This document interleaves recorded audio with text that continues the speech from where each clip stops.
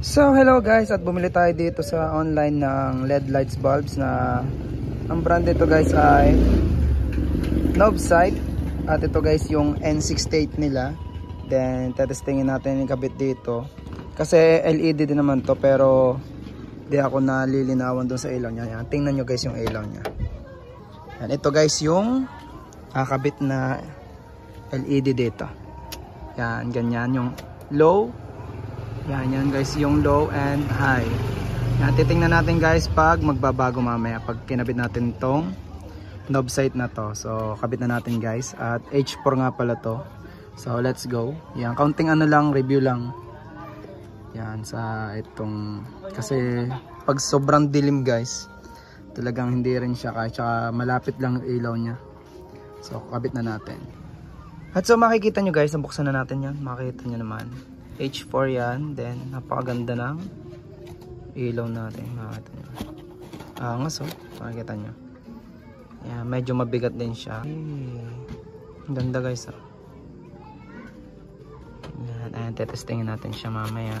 Then ang mga kasama nito yan, yung product manual. At syempre yung makikita nyo kung legit siya. Yan, warranty registration, card at after sale service. Yan, so may QR code pa. So kabit na natin guys, and alisin na natin yung dating nakakabit dito na LED. Yan. Then testingin natin. So yan guys, share ko lang yung nakakabit dati dito. Ito, nabaklas na natin. Yan, may fan siya dito. Yan, cooler fan. Tapos yan, ito yung LED nya. And goods pa naman siya. Siguro bebenta na lang natin to sa mga naka-stock. Pero ayos naman siya, maliwanag naman siya. Pero mas maliwanag daw tong Novsight. Kaya medyo may kamahalan nga lang. Pero testing natin kung quality nga. So kabit na natin guys yung Novsight natin na nabili. So yan guys, ito nga pala yung tsura niya. 3 pin yan, H4. Then ito yung sasalpak lang natin. Yan. Yan ang may pattern siya guys. Titingnan nyo. Yan. Dalawang magkalayo, tsaka yung isa yung magkalapit sa dalawa. So salpak na natin guys. So yan guys, naikabit na natin yung isa. Yan, makikita nyo naman. Then baklasan na natin yung isa. Tapos kabit na rin natin. Madali na naman guys, plug and play. So yan guys, tapos na natin siya kabit. Then testingin na natin yung ilaw niya kung gaano kalinaw. Yan, may ilaw pa yan guys, may poste pa. Then buhayin natin. Gaano siya kalinaw. Yan guys, yung low niya medyo malayo na inaabot. Yung kita nyo may motor na yun. Yan, abot doon yung ilaw. Then i-high natin.